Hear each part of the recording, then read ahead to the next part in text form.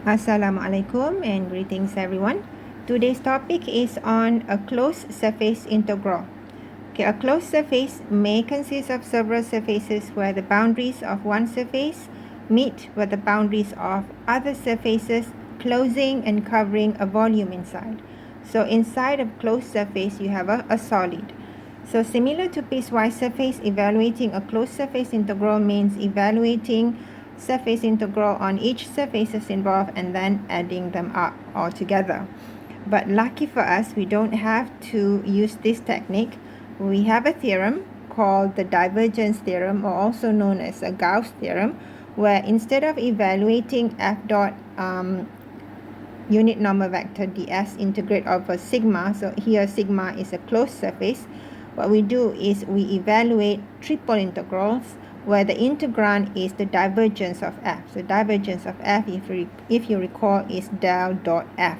So evaluate or integrate del dot f over solid G, where solid G is the solid enclosed by the closed surface sigma. Okay, let's look at this theorem again. So this is called Gauss theorem, or also known as divergence theorem. Divergence because here we have the divergence of f.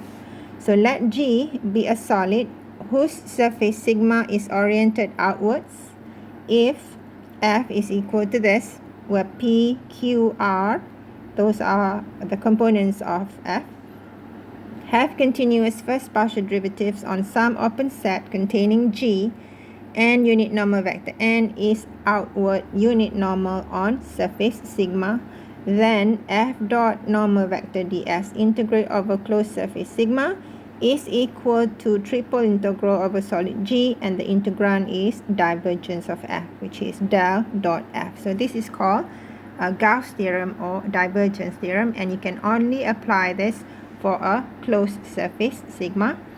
Okay, now let's look at an example. Okay, so as an example, let's solve this example. Sorry. Use the divergence theorem to find the outward flux of a vector field f across the surface of a region that is enclosed by a circular cylinder x squared plus y squared equals 9, and the planes z equals 0 and z equals 2. Okay. Alright, so here our surface sigma is a closed surface because we have z equals 0, the plane z equals 0, and the plane z equals 2. Is that right? Let me see again. Yeah, z equals 2. And we have a cylinder x squared plus y squared equals 9. Okay, let's sketch those. So here we have, let's say this is 3. Okay, so we have a cylinder, upright cylinder, and it doesn't go up forever because we have z equals 2. So let's say that's a 2. So we have, goes here, here. Okay, so we have on top the plane z equals 2. At the bottom we have z equals 0, and the side is x squared plus y squared equals 9. Okay, so if we do not use Gauss theorem, we have to evaluate 4 surface integral because we have one surface z equals 2, that is one surface, and then we have z equals 0, that is another surface, and for this cylinder you have to partition this into 2. One is the one facing the y-axis, and another is the one facing the negative y-axis. So 4 surfaces altogether, which is quite a lot. Okay, but we don't have to do that. We're going to use the Gauss theorem. Okay, so for the Gauss theorem, first we need to find the divergence of f. Okay, so the divergence of f is, oops. So we need to find the divergence of f. Ya Allah. Okay, which is del dot f. Okay, so del dot f is a scalar. So first the component of del, which is partial x, partial y, partial z dot with a vector field f, which is x cubed I plus y cubed j plus z squared j. Okay. All right, so we have x component with the x component, partial x. We need to find partial x of x cubed. So differentiate x cubed with respect to x. That will give you 3x squared, then plus. Now you find partial y of y cubed. So differentiate y cubed with respect to y. That will give you 3y squared plus now the z component with the z component. Differentiate z squared with respect to z. That will give you 2z. Okay, so using the Gauss theorem, f dot unit normal vector ds over the closed surface sigma is equal to triple integrals del dot f, the divergence of f, integrate over solid G. So here you can see that the closed surface sigma is enclosing a solid inside. So the solid is really a cylinder of radius 3, starting from z equals 0, and then it stops on the plane z equals 2. So it's back to our triple integrals. Okay, so here we already calculated del dot f, which is really 3x squared plus y squared plus 2z. That's a 2. Okay, and then we're gonna integrate this over solid G. So now back to triple integrals. So in triple integrals, we have Cartesian coordinates, cylindrical coordinates, and spherical coordinates. So obviously, since our solid is a cylinder, we're going to use cylindrical coordinates. So for cylindrical coordinates, we're going to change x and y in terms of r and theta. So here we have 3. So x squared plus y squared is r squared. Z remain as z, and our dv is really dz r dr d theta.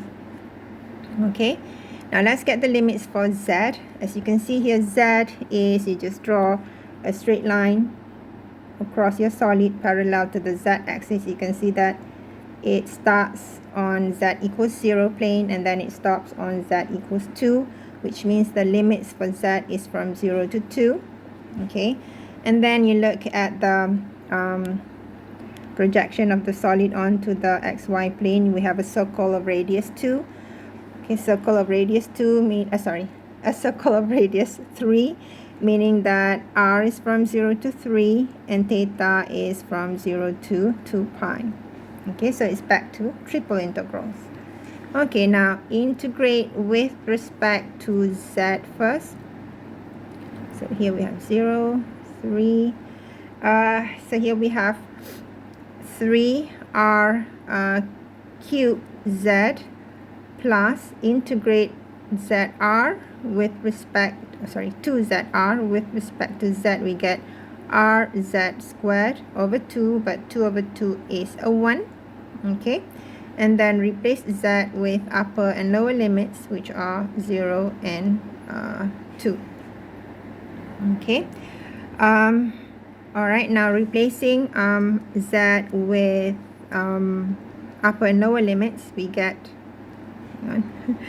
6r cubed plus 4r, and then 2 squared is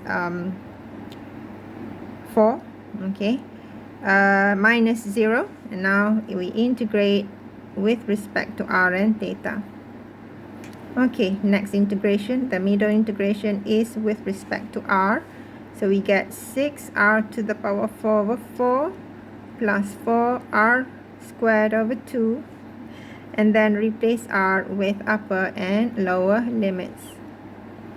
Okay, what is that? 3 to the power of 4 times 3 over 2, and then plus 4 over 2 is 2, and then we have 3 squared, which is a 9, so that would give us 2 279 over 2. And then we have d theta from 0 to 2 pi. So we have 279 over 2, theta 0 to 2 pi. Okay, simplify that, we get 279 pi. Okay, so it's so much easier compared to evaluating for surface integral. Okay, so this is Gauss theorem or divergence theorem. Thank you.